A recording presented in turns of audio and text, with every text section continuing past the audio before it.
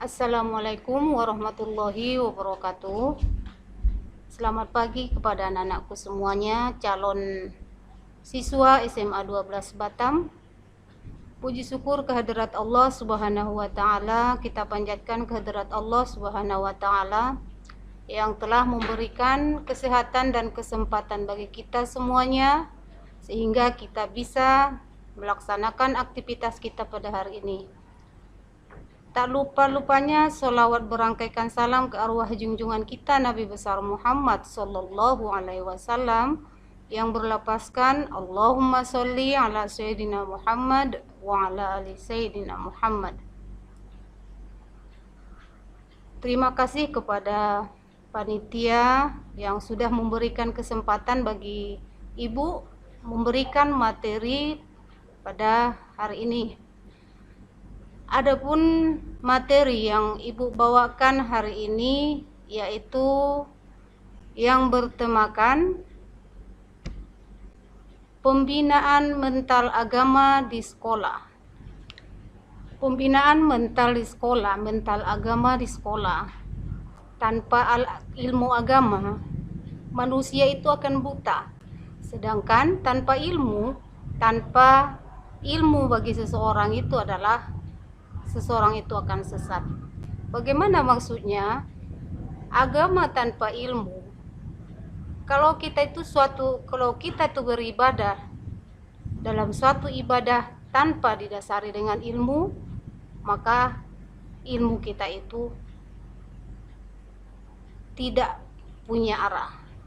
Sedangkan ilmu tanpa agama itu sesat. Dia meraba-raba tanpa ada dasar.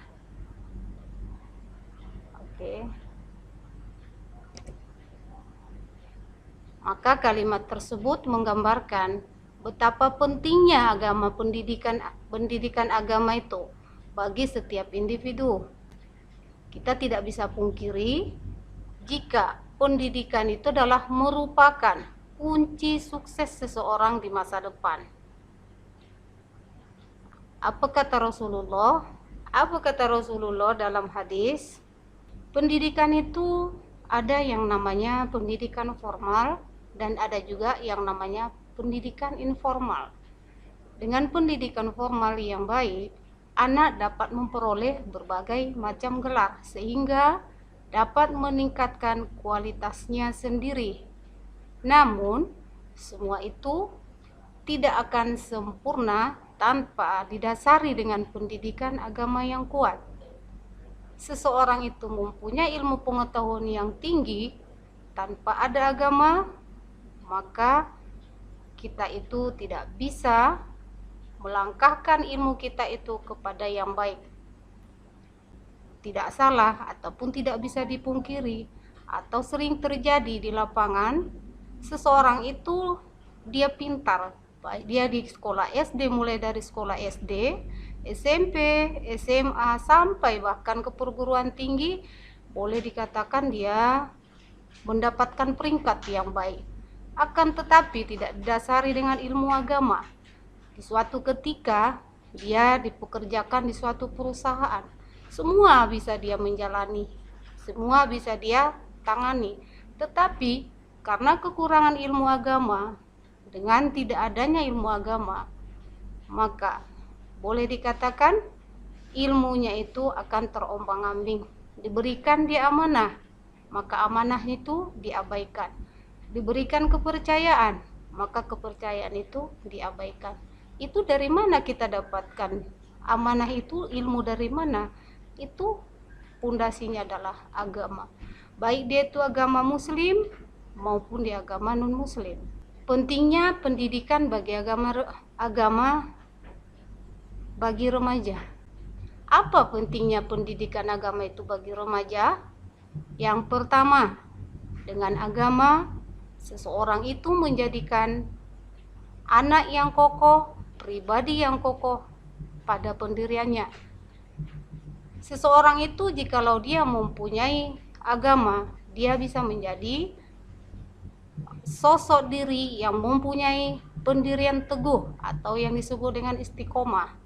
Tidak mudah terombang-ambing, kemana angin timur menghembus, dia ikut juga. Dan kemana juga angin barat berhembus, dia juga ikut ke arah barat. Yang kedua, pentingnya pendidikan agama itu bagi remaja, tidak mudah goyah terhadap segala godaan perbuatan negatif. Kenapa dibilang seperti itu? Kalau kita sudah mempunyai ilmu agama, apapun, dengan siapapun kita berteman, dengan apapun perbuatan itu, kalau kita sudah mempunyai pondasi agama, insya Allah itu tidak akan tergoyangkan. Diibaratkan rambut di dalam tepung, dia sudah bergabung dengan tepung. Dikala tepung itu diangkat, maka dia tidak ngikut. Nah, seperti itulah kehidupan kita di masyarakat. Walaupun kita itu berteman dengan sesiapapun, baik dia beragama muslim, beragama non muslim, baik dia dengan orang yang perbuatannya diibaratkan di luar sana sangat banyak beragam macam, namun seperti itu pun kita tidak pernah mengikuti apa yang mereka jalani. Tetap kita pendirian kita sesuai dengan koridor kita, karena pondasi dalam diri kita itu sudah mempunyai ilmu pengetahuan agama. Karena agama inilah yang menghalangi kita, yang membentengi kita, kemudian yang membuat teguh pendirian kita sehingga kita tidak mudah tergoyangkan. Terus yang ketiga, apa pentingnya pendidikan agama itu bagi remaja? Dapat memilah, memilih mana yang baik, mana yang buruk, benar salahnya dalam bergaul dan juga bersosialisasi. Dengan adanya ilmu agama dalam diri kita, tentu kita bisa memilih mana yang baik, mana yang buruk untuk diri kita, untuk keluarga kita, dan untuk masa depan kita. Sekarang ini banyak anak-anak, terutama di usia remaja, agama secara utuh, sehingga banyak yang belum memahami tentang ilmu dari mereka, sehingga anak ini sering kehilangan kontrol diri dalam lingkungan pergaulan.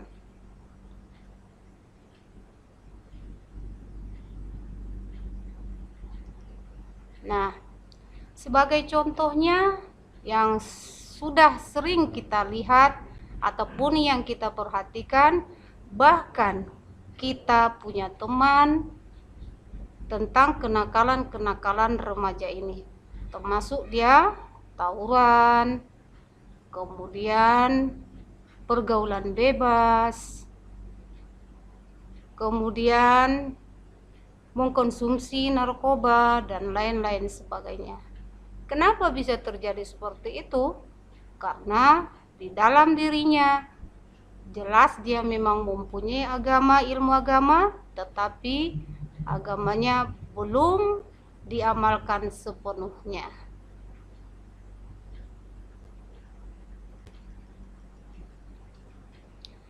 Wahai anak-anakku semua, sekali lagi Bu sampaikan, boleh kita berteman dengan sesiapa saja, tetapi ingat, kita harus bisa membedakan mana yang baik, mana yang buruk untuk diri kita sendiri. Kita harus bisa memilah, memilih mana yang cocok untuk diri kita, mana yang berguna untuk masa depan kita.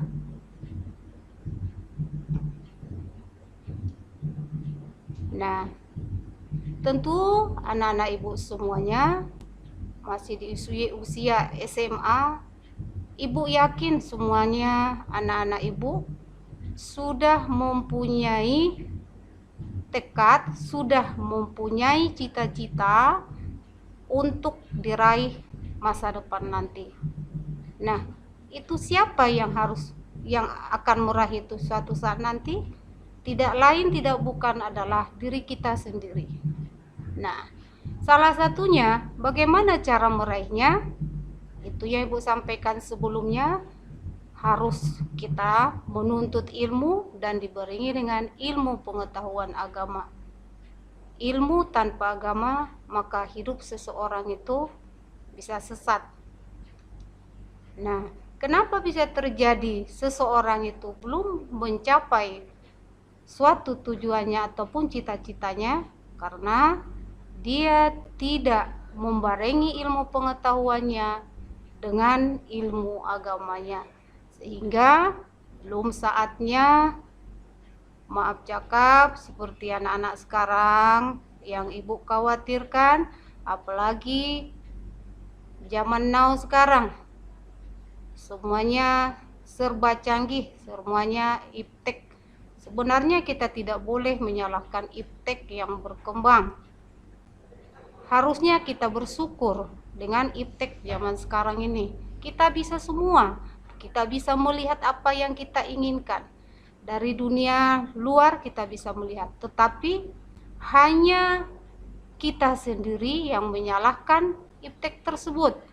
Sehingga banyak anak-anak remaja yang rusak moralitasnya. Krisis moral. Karena apa? Karena tidak mempunyai ilmu agama yang baik. Ibu harap kepada anak-anak Ibu, Allah tuh sudah memberikan kita akal pikiran, akal yang sehat, yang menjadi pembeda antara malaikat, jin, dan manusia. Ya, salah satunya adalah nafsu. Kenapa Allah itu menjadikan manusia itu sebagai khalifah di muka bumi ini? Karena apa? Kenapa bukan malaikat? Malaikat itu adalah makhluk Allah yang sangat-sangat patuh kepada Allah, yang tidak pernah ingkar. Manusia, coba kita bayangkan. Manusia terkadang dia mau sholat, terkadang tidak. Terkadang dia ingkar, terkadang patuh. Jadi apa alasannya? Kenapa Allah menjadikan manusia ini menjadi khalifah di muka bumi ini? Kenapa bukan malaikat? Kenapa bukan jin? Di mana letak perbedaannya ataupun letak keistimewaan kepada manusia? Nah, ini dia. Letak keistimewaan manusia dibandingkan dengan makhluk lain. Karena manusia itu mempunyai nafsu, mempunyai akal pikiran. Nafsu itu yang membuat dunia ini akan berkembang. Tetapi nafsu yang bagaimana? Nafsu itu ada bahagiannya. Ada yang namanya nafsu lawamah, ada yang namanya nafsu amarah, dan ada namanya nafsu mutmainnah. Di antara yang tiga ini, mana nafsu yang paling bagus? Nafsu mutmainnah. Ya ayyuhalladzina amanu atiullaha wa atiur rasul wa ulil amri minkum. Maka Allah menjadikan manusia ini sebagai khalifah di muka bumi ini. Ya ayyatuhan nafsul mutmainnah, irji'i ila rabbiki radiyatan mardiyah, fadkhuli fi ibadi wadkhuli jannati. Wahai jiwa yang tenang, wahai nafsu yang tenang, apabila kamu bisa mengendalikan nafsumu kepada yang baik, akan saya janjikan kamu akan nanti masuk surgaku. Itulah janji Allah. Nah, jadi di mana letak perbedaannya? Letak perbedaannya antara akal dengan nafsu. Allah berikan kita kepada manusia itu nafsu dan akal. Nafsu untuk perkembangan dunia itu. Coba seandainya manusia yang tidak diberikan dia nafsu, tidak ada berkeinginan yang lain, taat terus, sujud terus, kemudian puasa terus, itu berarti dunia ini tidak berkembang. Tetapi dengan adanya nafsu dan akal pikiran, maka disitulah letak keistimewaan manusia dibandingkan dengan yang lain-lain. Nah, pergunakanlah akal pikiranmu itu dengan yang baik. Gunakanlah akal pikiranmu itu untuk memberikan hal-hal yang bermanfaat kepada orang lain. Karena sebaik-baik manusia termasuk adalah orang yang bisa memberikan manfaat kepada orang yang lain. Khairun nas yanfa'u linnas. Nah, sekarang ini banyak anak-anak terutama usia remaja yang belum memahami ilmu pendidikan agama secara utuh. Nah, disinilah wadahnya, disinilah tempatnya kamu menimba ilmu pengetahuan nantinya yang insya Allah ketika kamu menjadi siswa SMA 12, tuntutlah ilmu itu sampai ke liang lahat.